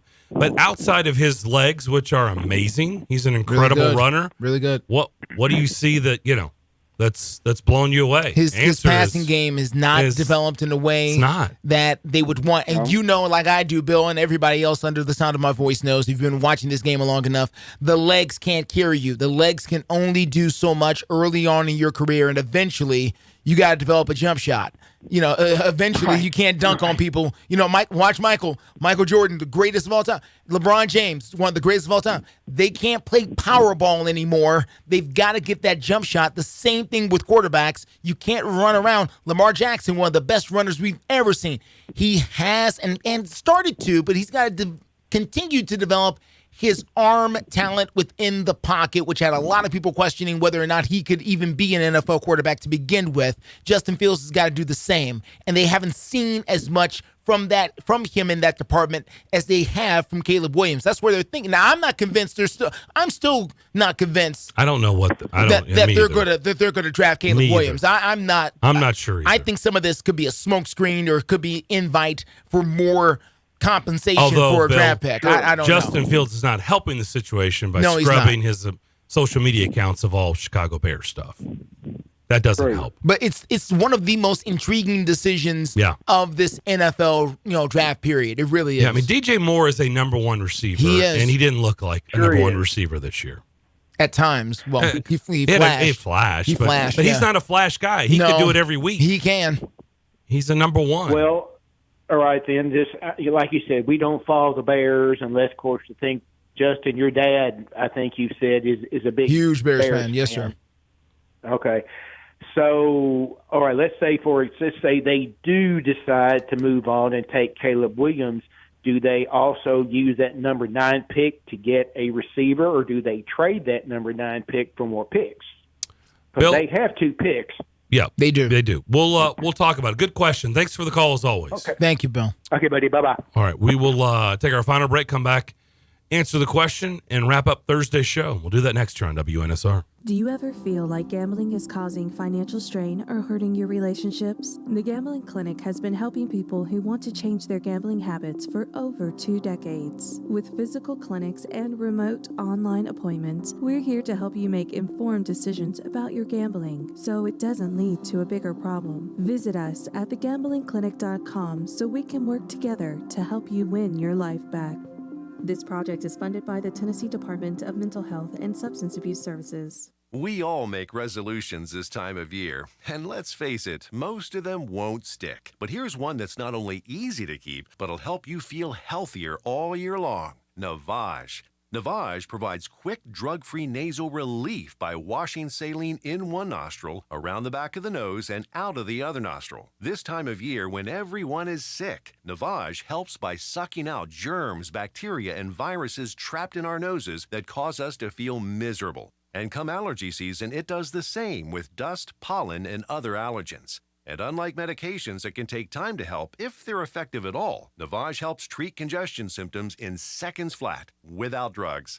This New Year's, resolve to use drug-free Navage to help you breathe easier, sleep better, and feel healthier all year long. Ask for Navage at Walmart, Walgreens, CVS, Rite Aid, Target, or find us online at Navage.com. Navage, N-A-V-A-G-E. Clean nose, healthy life. As the weather gets colder, the NFL offers Stay Hot on FanDuel. Right now, new customers get $150 in bonus bets with any winning $5 moneyline bet. That's $150 if your team wins. If you've been thinking about joining FanDuel, there's no better time to get in on the action. The app is so easy to use. There's a wide range of betting options, spreads, player props, over-unders, and more. I like putting parlay bets together, hammering the overs, and anytime player touchdown bets always have me on the edge of my seat. So if you're ready to do the same, visit FanDuel.com/win and kick off the NFL season. That's FanDuel.com/win. FanDuel, official partner of the NFL. 21 plus and present in Kentucky. First online real money wager, only $5 pregame money line wager required. First online real money wager, only $10 first deposit required. Bonus issued as non-withdrawable bonus bets that expire 7 days after receipt. See terms at sportsbook.fanduel.com. Gambling problem? Call 1-800-GAMBLER. It's just a few cocktails at happy hour. There aren't any cops around. After every game, we always have a few. It's no big deal. It was just a few drinks. I'm good. Hey, I can hold my liquor. I drink and drive all the time.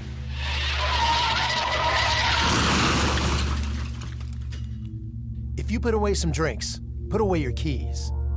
Fans don't let fans drive drunk. Brought to you by the Tennessee Highway Safety Office. It's the McFarland Show with Darren McFarland and Fox 17's Justin McFarland. Patrick Mahomes, he's in the GOAT conversation with this win. I'm calling him Michael Jordan, essentially, because he's taking other people's rings. There's no shame in losing to Patrick Mahomes. He's that good. If you just got bested by Patrick Mahomes, He just got bested by Patrick Mahomes. It's Patrick Mahomes, GOAT level kind of guy.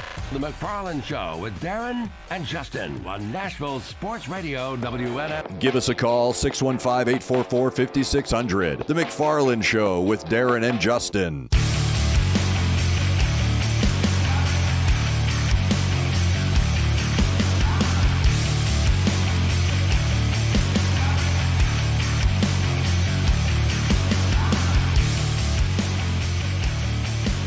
Preds tonight out in L.A. take on the Kings. 9:30 puck drop. See if they can keep this road trip rolling. It's going to be a tough one again, just like Tuesday night in Vegas was. Look, if they can get past this, even if they fall tonight, the next two games to finish out this road trip Saturday and Sunday night, Anaheim and San Jose, or San Jose, Anaheim, no particular order. Southern California, Northern California. Yeah. Those are winnable games. Like they have a real shot for this to be a very productive road trip, but it shouldn't change their mindset. I'm interested to see if they can keep the scoring up. That's what I'm interested to see. 10 goals in 2 games. If they lose tonight 6-4, that's a win to me. Yeah, I see what you're saying. In a way. Yeah. Fair enough. But if they lose 6-1, you're back to scratch now. Yeah. I don't know what happened. That's fair. Yeah, we'll see. Yeah. I tend to think that it'll be more lower scoring tonight with LA. With the style of hockey. Mm-hmm. Okay. But we'll see. All right. As before we get out of here, Bill's question. I don't know what they're going to do. I really don't. I don't know. And they don't know either, Bill. It's intriguing. It really is. It is. I'm inclined to trade and get more picks because the more picks you have, the more opportunities you have to find the next great player or players. I think Atlanta makes a ton of sense. It really does. For Justin Fields? Inside, it's his hometown. They can sell tickets. Yeah. They can get people enthusiastic. New head coach and a defensive head coach. Defensive head coach. So you don't have to develop a quarterback from scratch. This one's already semi-developed. It makes sense, but what is Atlanta willing to give up? I don't know. And how big is the asking price for the Bears? Good show today. Good participation. Appreciate it as always. We'll come back tomorrow and wrap up the week. Bill Keane will get things started at 6 a.m. John Burton and Patton Cook, 9 to 11. And then we'll finish things out starting at 2 o'clock. Have a great rest of your day. We'll see you then. I'm a retired school psychologist, and helping people was my thing. After my stroke, when Meals on Wheels started, I was on the other end of the stick, so to speak. My name is Julius Gaines, creative writer, poet, photographer. 1 in 6 seniors faces the threat of hunger, and millions more live in isolation. Drop off a hot meal and say a quick hello. Volunteer for Meals on Wheels by donating your lunch break at americaletsdolunch.org. This message brought to you by Meals on Wheels America and the Ad Council.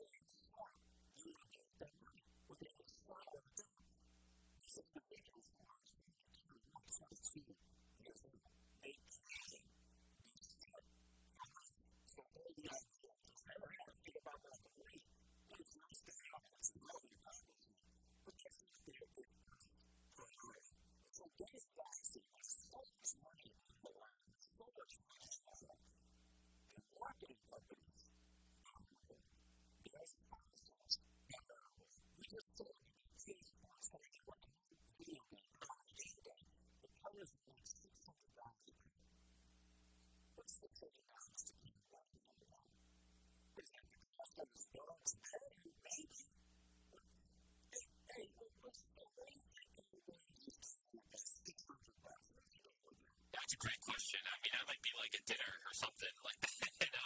I mean, that's not a lot of money, especially what he's about to be making as probably the number one pick in the draft. $600 really isn't too much at all.